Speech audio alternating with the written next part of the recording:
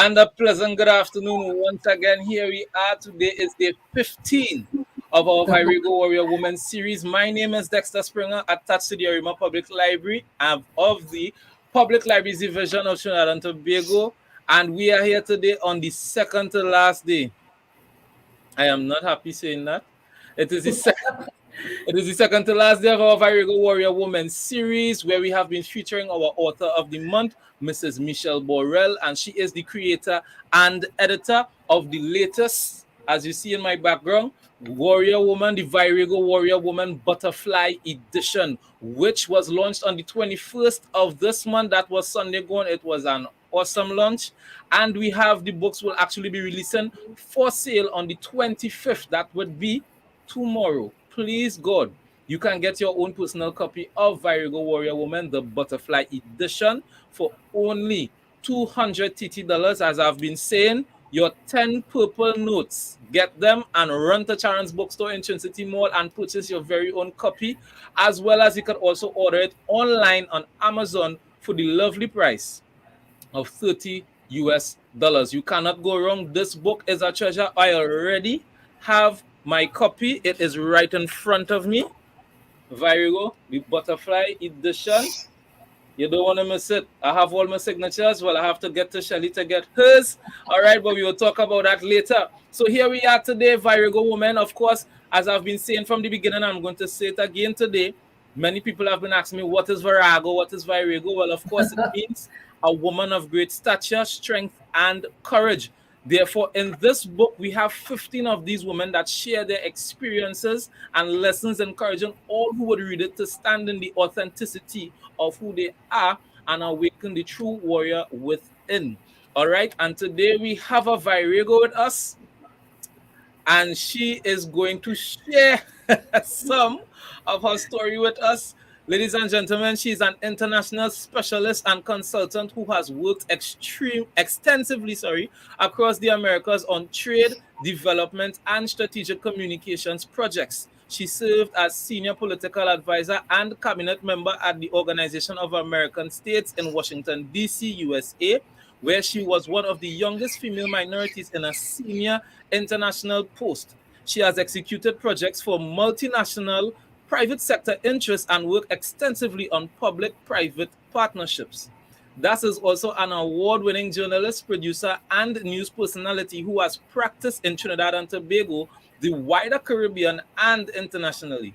She is the recipient of over a dozen journalism awards and received international acclaim for her documentary on Haiti before and after the deadly 2010 earthquake. Shelly Dass has also served as head of news and current affairs at a large multi-platform media house in Trinidad and Tobago. She is a mom, most importantly, and married to the Member of Parliament, Mr. Brian Manning. Ladies and gentlemen, boys and girls, under the sound of my voice and the view of our faces, I present to you none other than the awesome Mrs. Shelly Dass Manning. A pleasant good afternoon to you. I'm sure everybody's told you this, but I want to hire you to introduce me everywhere from now on. Of course, you have me. You have me. I'll give you all my contacts. Everything you need. Trust me, I'm reachable. It is great to have you this afternoon with us, Mrs. Dass Manning. It is a pleasure to be here. It's all a real pleasure to be here. I'm gonna start like this. You know, people. You know, when I have the opportunity to speak like to persons like yourself, the first question I like to ask: give us one fun fact about Shelly Dass. Outside of all the work that you do, what is one fun fact, or even something that might surprise us today when you say it to us? Let's see. I find you asking some hard questions already at the onset. I'm not sure I like that. But I think one thing would be that I'm actually very shy. That would be Really? something that most people don't know, or because I guess of my career choices or whatever, people would tend to think that, you're just bold and charismatic or outspoken. I'm actually very, very shy. Okay, Yeah. that is surprising. So Yes. I asked the question before we came on, so I'll ask you again so that how does it feel to be the one being on the other side of the interview table, because you don't have the chance now to cover up the shyness. Now people like actually see the shyness. It is a little disconcerting, but it's also Just a little, yeah. refreshing. Okay, Yes, good, because good. now I That's get to answer the questions. And when yes, we do interviews, sometimes if you have a difficult subject and they're just not answering the question, you could find a million different ways to ask a question and they just won't answer. And yeah, that's yeah. one of the most challenging things of doing interviews. Well, now I get to be on the other side, so On the to see how it what it feels like at least. All yes, right. so it'll be fun. Okay, so all right, so what I'll start off with is this. In terms of your achievement over the years, Shelly, largely in media and things like that, it as you know, you just said something there. It will seem to people that you're charismatic and you're outspoken because I mean, there's no boring newscast or boring broadcast with Shelly Dass in it. Shelly Dass, Shelly Dass is a name that rolls off of the tongue very Oh, easily. All right. yes. But no, really and truly, how was the journey for you in terms of you climbing from level to level? I mean, we've just heard the things that you have accomplished and you continue to accomplish. So how has that journey been, especially as a young woman? How Mhm. has the experience been for you in terms of your excellence over the years? Um, well, I think that the first part of my career was unfortunately very easy. Okay. And I say unfortunate, and I'll explain it. Yeah, yeah. I'll explain why after. Mm-hmm. When things are simple when you're younger, when you start in the business, the rules are simple Yes. and the math is simple. You work hard Mm-hmm. and you climb, and that happened for the great vast majority of my career until you start maturing, and growth is a different thing, and maturity is a different thing.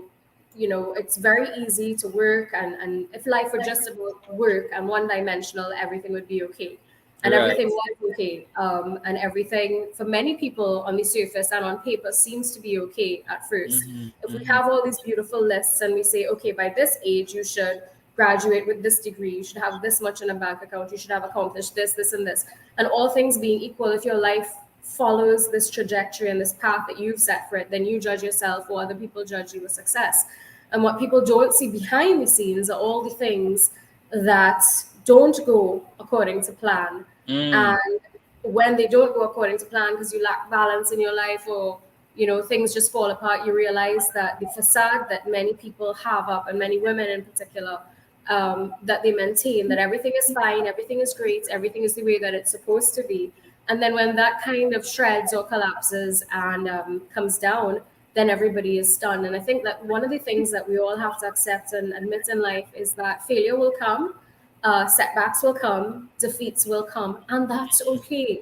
You just pick Wow. yourself up and you move on.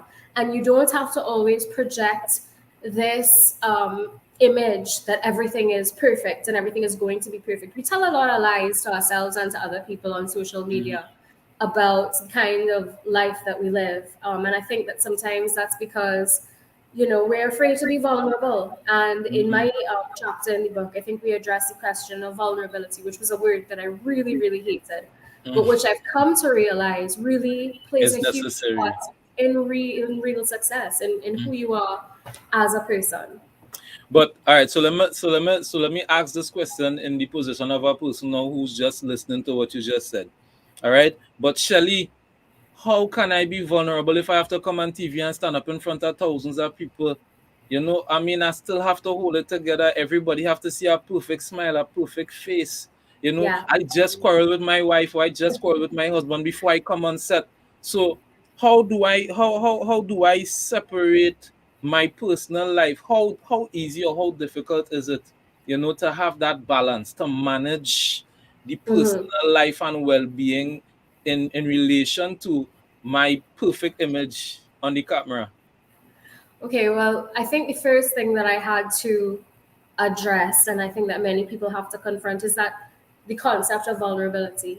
Vulnerability and being vulnerable doesn't mean you collapse in tears every 10 seconds, right? Mm. Vulnerability in this case means authenticity. And if you are pretending to be something that you are not, if you're pretending to be, um, you know, something that is not the core you, and you are doing things simply not to make yourself happy, but to make other people happy, to tick off little boxes on a piece of paper. That to me is inauthenticity and a lack of vulnerability. Vulnerability is coming. I learned this the hard way. This is just my journey, and I can only speak to what I've been through. Vulnerability to me meant accepting to myself that, wow, that was pretty bad, and how do I do better? And vulnerability, is not saying, okay, geez, that was pretty bad. I hope nobody noticed. Let me try to cover it up. No, okay, you did something, things fell apart, you didn't do your best, and show people that, look, this is what happens, it's okay. A lot of people go through, a lot of things that we don't share, and we don't, we're embarrassed by. And I remember one time in my very young days, Hazelwood Redmond, and I don't know if people in Trinidad would remember who she was, but I she was have one to of the remember people. that lady. Yeah, yeah, Yeah, yeah, she was yeah. one of the people, two women who were there for me very early on in my career in media in Trinidad. Hazelwood Redmond and Alison Hennessy. And they were older and they were everything to me. They were just the epitome of what success So was. they were like your mentors. They were in the beginning. Remember, I was a kid. I just came up from school in the States. I really didn't know, as we would say, so and so from your elbow in Trinidad. And then All I right. was thrust into this real position and had a lot of amazing opportunities. But I remember one time being particularly tired and going to host a newscast. And I guess I didn't do a very good job because my tiredness must have shown through. And Hazelwood Redmond came up to me and she said, darling, always remember two things. No one cares what kind of day you've had because they've all had the same day. They've all had the same, whatever, crappy interactions with their bosses, falling out with their wife, husband, whatever. And they come home, and at that time, 7 o'clock news was a big deal. It was something that everybody looked at. Yes, yes, So they yes. all coming home, and two things you must remember: no matter what kind of day you've had, always be glamorous and articulate. And that was really amazing advice back then. But it taught me early on to put on such professionalism and such a mask that it continued and it carried on into my personal life and into every other part of my life. So it was very rare for people to see who I really was because I felt compelled in a job where ratings and being liked was the name of the game. Um, that, all that mattered was you being perfect and you being glamorous and articulate and you being this particular way. And if you live your life trying to project perfection all the time, you're gonna fail and you're gonna fail miserably. And that to me is where authenticity comes in. And that was a hard lesson to learn, a really hard lesson Okay. to learn. So How to basic. balance that.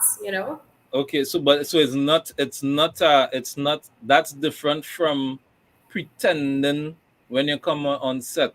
When I say it's like trying to fake it, and even when you come off set, it's still trying to pretend in this Yeah. kind of way, like it's still trying to hold up this facade. There's a difference between pretending and actually just being genuine, but Yes. controlling it or hiding it in a Right. sense. So we all have professional sides of us. Shannon is a pilot. So Yes. no matter what she's going through, when she gets, in a plane, she has to switch on. Right. Michelle, the same thing. When she goes Right. on radio, that side, no matter what she's going through, has to switch on. Destra, the same thing. It has. So we Right. all have that professional side, and I think what happens when it all goes south is when we always try to keep this one-dimensional part of us and extend it throughout the rest of our days and the rest of our Right. week. So you I always think that understand. you have to be on display, as it were, 24/7. Okay. And I Okay. think that's the kiss of death. There's a time, I'm a Christian, and, there's a scripture that goes, there's a time to live and there's a time for everything. For And I think that everything, there's a yes. time to perform, and then there is a time To be real. to be real and to be Yeah. yourself. And I I think love that that. when it takes a while, it takes a long time for you sometimes to master knowing when to just take a quiet moment and find yourself. But it's so necessary because if you continue just to be one thing all the time, it's gonna collapse. All right. I love the fact that you brought that up, because I mean, so many of us would think, well, listen, but these people don't have any ordinary lives. One of the things that well, of course, we're familiar with you from CNC3, and one of the things that CNC3 did that I liked, not putting in a plug or anything, people, all right, but one of the things that I like is that there was this part where they kind of like showed the anchors and the news people came out and they met the people in the city and shake people's hand, and there was, hi, welcome, and this is the CNC3 news. It wasn't like that. It was more like, hey, look at me, Kamal, or whatever the case is. So that kind of marries what you're saying there, that there was a time, okay, we could switch off and be normal human beings when we go outside, but on set, this is where wood kicks in. So Yeah. it's good to hear that from someone like yourself who has been in this for years. And even mentioning that, what I want to ask Shelly is, in terms of the changes that have taken place um, over the years, right? I mean, some very obvious. What effect has that had on you being in the business from as far as late 90s into now? And over, you would have seen a transformation, you would have seen a revolution taking place in terms of media and the way things are done. What effect did it have on you being in the business for the length of time that you have been in? Um, I think to see the progression in the media landscape was an amazing thing. When I first started, I just remember, journalism and being on television for Mhm. news, that was something that was so up there, and that was it, and that was the be all and end all. And I think those days have changed Mhm. totally. The truth is, well, I'm a consultant now, and I actually work, I'm doing more projects with One Caribbean Media and TV6. We started part of the core team that started CNC3, and now working with One Caribbean Media too. And Right. it's the fluidity that I think is a beautiful thing. Once you're professional, you could work in any media house, if you so desire. But the Right. beautiful thing about it now is that, it's bad to say it, but I don't really get my news anymore from 7 o'clock, right? I get my Mhm. news here on this. And you Right. guys get your news there too. And I think Yes. the Yeah. accessibility, watching this transition in terms of accessibility, in terms of putting out news, in terms of reading news and getting information, I think that it is the most amazing thing to see. Mhm. In one lifetime, we've gone from having only landlines to cell phones to Yes. now being able to do everything, to edit, to shoot, to film, to become a citizen journalist on your phone. Mhm. That is incredible. Information and communications has changed so much that I think it's making it accessible for everyone. And this is an exciting time to be alive. There's a pro and a con to that, of course. The con Right. being it's a lot of misinformation that is rapidly spread Yes. Yes. online. There is good and bad to everything, and those are some of the things that I think that it's really important for us now to be responsible with with the speed at which information is relayed online and on social Mhm. media. It's Mhm. really, really responsible for us now to be more. It, it's it's compulsory almost to be more responsible with the information that we have put and the information that we put out there. Do you think that given even what you just spoke about, do you think that at some point in time all this accessibility might interfere with a reporter's career, in terms of, you may not have the need for 7 o'clock news anymore or anything like that? Do you foresee that something like that could actually take place in the media world? Um, To be really blunt, yes, that is the way that we are going. I think that we will always have a need for a clearinghouse and a time or a place where we get credible information. But to say that the 7 o'clock newscast format is going to stay, or the 6 a.m. newscast format is going to Mm-hmm. stay, nah, I don't think so. I think the Wow. fact that I could just get a text alert at 1 o'clock in the morning that some major development has happened, and I don't have to wait until the end of the day to read about it. That is everything. And I think that's, yes, it's going to affect jobs and livelihoods, but I also think that it provides opportunities Yes. now for people to do more. It's Mm. a scary thing, huh? If all you It know how could to be. do is to shoot and you can't edit, um, yeah, it's gonna be a little terrifying. If Okay. I, were in that position, what I'd quickly try to do is become the absolute best that I can be at what my core skill is, and then also try to expand into more and different things. I think putting all your eggs in one basket is a dangerous way to go in this day and age. So then, on that note, Shelly, what advice would you actively give someone who might be looking on right now and aspiring towards a career in media? Somebody who, some young lady who would have been watching you from ever since and say, "I want to be like Shelly Das when I grow up." You know, what advice you would want to give to anybody who would want to get into media as a full-time life career? Well, first of all, you have to love what you're doing. You really have to love this business Yes. because it's hard. And it's not just the glamorous side of it. People don't see the mud on your shoes. They Hmm. only see the pretty lipstick you're wearing or the fact that you're not wearing a color that they like or something like that. They don't see the hard work that really goes into it. And I see a lot of these reporters taking a lot of flack online sometimes for some of the clothes that they're wearing on an assignment or how what they did, and they don't understand that these guys are literally working hard all day, Oh, chasing down yeah. stories and putting up with people who hate them or just don't have time for them, impatient, rude people sometimes, great stories, emotional stories other times. So they're working all day, and you have to really love what you do it if you're going to go down this path and this career path. But the other thing I would say is, there's only one you. Don't try to be anybody else. you Right. know there's only one you, and that would be your superpower. Hone what you have. You have a quirky sense of humor, hey, maybe it'll work in your writing style. Right. you Right. know there's only one you, and be authentically you. If you live trying to be a Barbara Walters or a Disha or a Shelly or a Ria or whoever else, Mhm. no, they can be the best versions of themselves, but you be Selves, the best yes. version of you. God gave you something that makes you uniquely you. So do you. I can't be Destra. I can't be Shannon. Shannon can't do what I do. I can't, Yeah. Michelle can't Yeah. do what you do. Mhm. God, I believe, whether you believe in God or whatever you believe in, I believe that everybody is created unique with a Mhm. unique skill set. Put that to work. Don't try to copy somebody else if, you were made to do something great. What if you miss that greatness that you were called to do because you were so busy trying to be somebody else?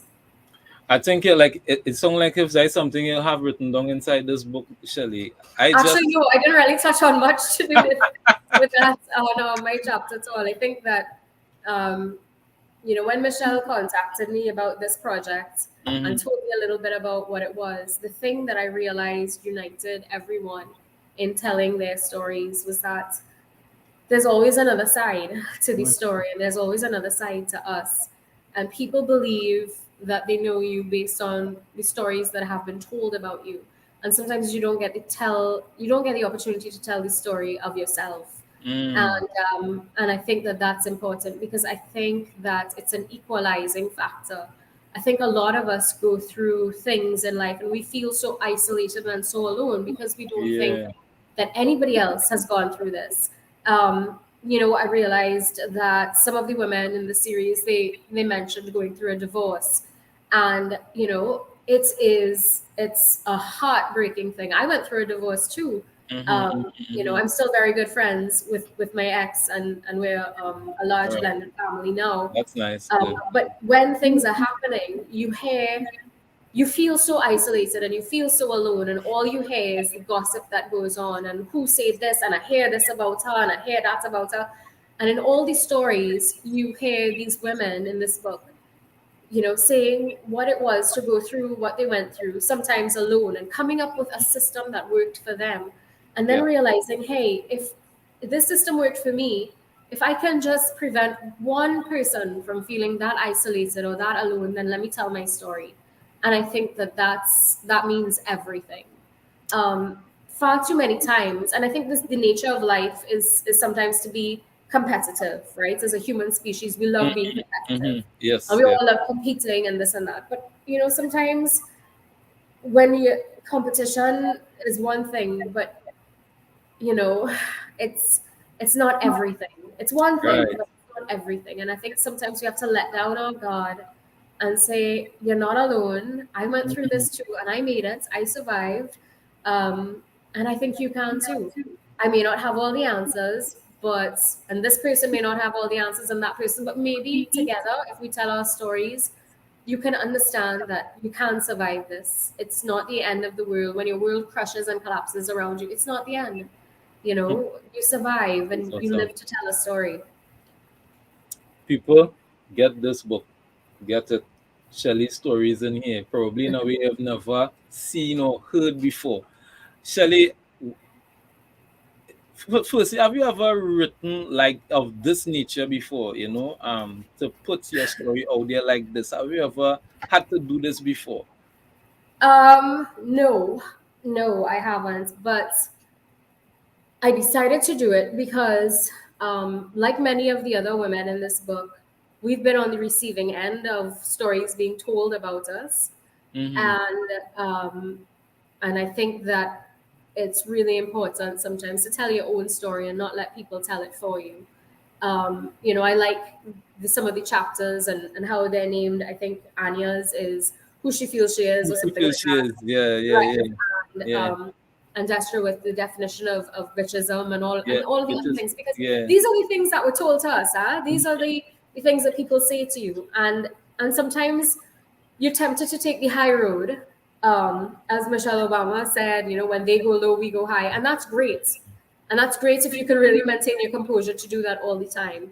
But I Mm, think sometimes there comes a time when you have to tell your own story. yes. And this was the first time I did anything like this. And it was hard. And I'm sure it was hard for everybody else who I had. was about I was about to ask what was the most challenging thing about writing this piece of work? What was the most challenging thing or the most memorable thing if you want to put it that way? Being vulnerable. That was the hardest thing. Mm, When you start telling your story or telling your story through the eyes of other people and sharing some of what you went through, you kind of feel like, ooh, this is not comfortable at all. mm, mm. Like you feel exposed, you feel naked, you feel like Wow. very, very vulnerable. And it's hard. That's the hard part. But I think that that's also the powerful part. Um, it tears down these barriers between us. Um, that I think sometimes do more harm than good. And I think telling your story and realizing that you are more resilient. The name of my chapter is resilience, right? And Right. Right. realizing that you are resilient and realizing that you're stronger than you think you are Mm, was more important to me than people realizing that your life wasn't perfect. mm, mm. So if you were to write another book, just authored by Shelly Das, an entire publication, what do you think that the name of that one might be called? Ah. I think I would continue to write about resilience. Mm-hmm. I would, because I think we all need a reminder that Yeah. we can do more than we think we're capable of. Yes. Um, you know, sometimes you're pushed to breaking point. Sometimes it's so hard and you're not sure that you can take that next step, but you actually can. Right. In the book, I said, during one of the most difficult times in my life, someone once said to me that you already have within you everything that is required to do what you have to do in front of you. And I don't know that that's always true, but I do know that the things that have happened to me have not crushed me. They've made me Right. stronger. They've made me Yes. embrace my vulnerabilities, Yes. and they've made me humble. I Yes. think you know, they've made me more resilient, more compassionate. When we Mm-hmm. realize that, okay, you're not perfect. You went through hell and back. You survived. Mm-hmm. So what do you do with all this now? You tell your own story.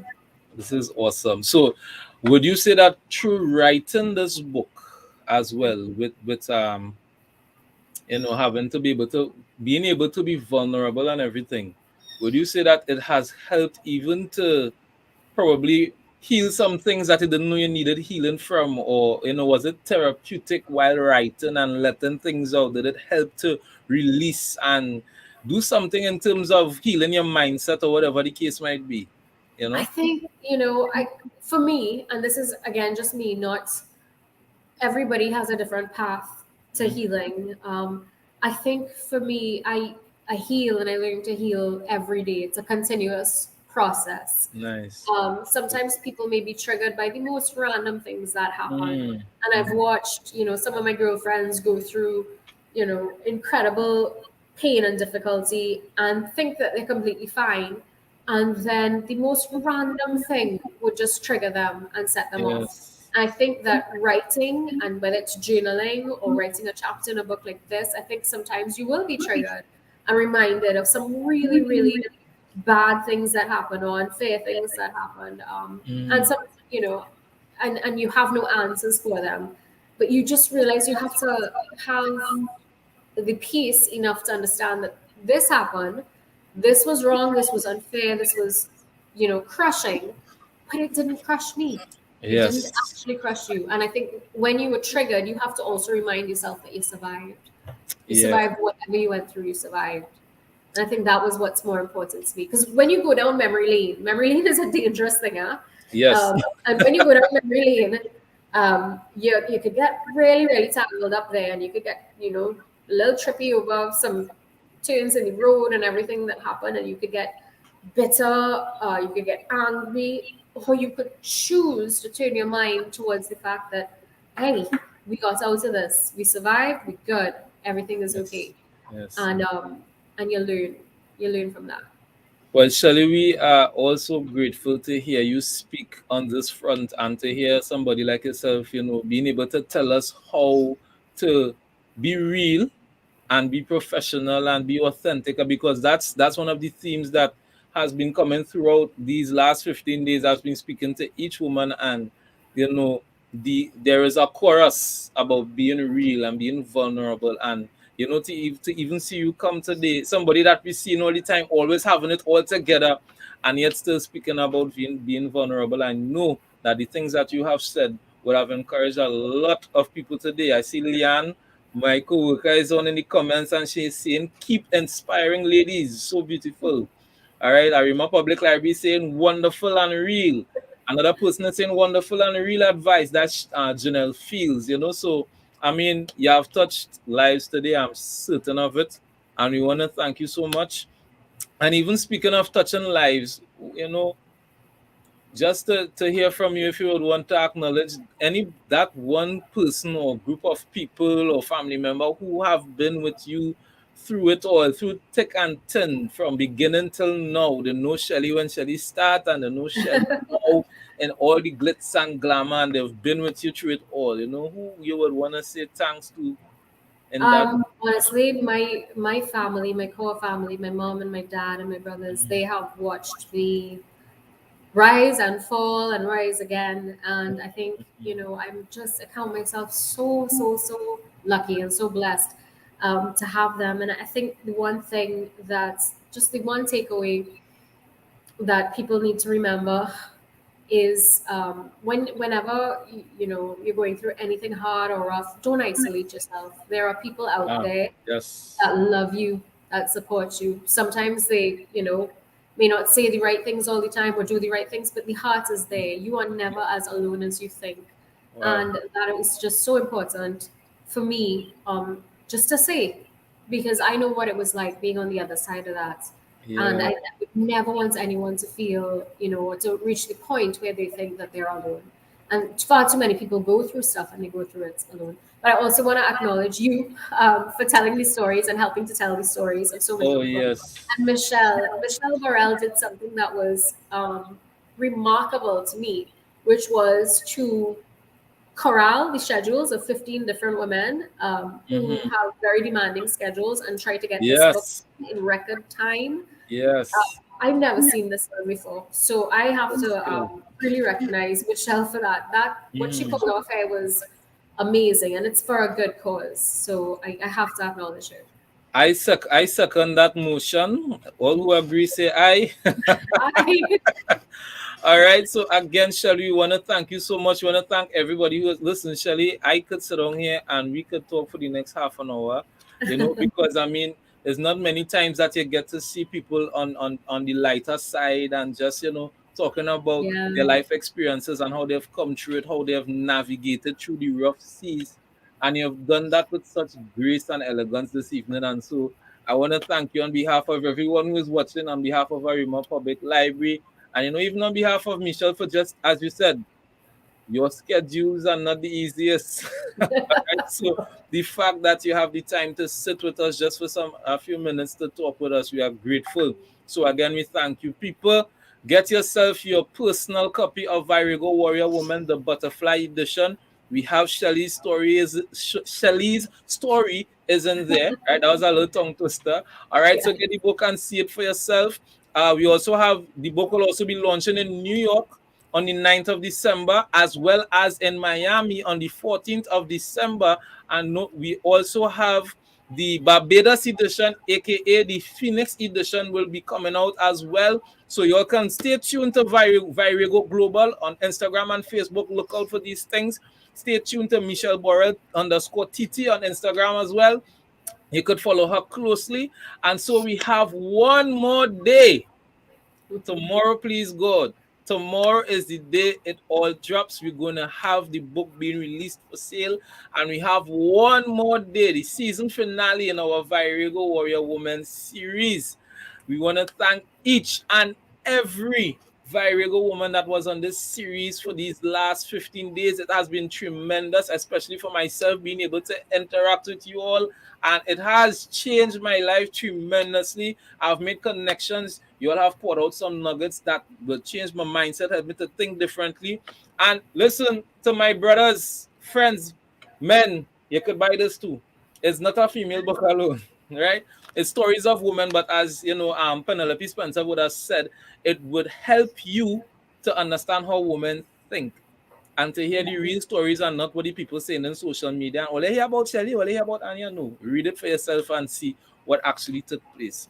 So, Yeah. people, this brings us to the end. Shelly, again, I want to thank you for your time with us and Thank for your you. your realness and everything that you would have poured out today. We thank you so much. Of course, I look forward to reading your chapter in the book.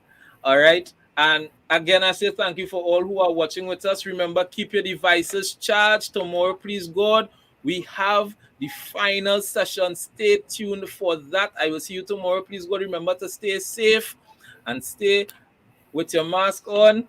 Yes. See you tomorrow. Please God. Shelly, any quick final words before we slip out? No, just to everyone else, thank you for your courage. Thank you for your courage. All right. There you have it, people. See you tomorrow. Please God. Take good care. Bye.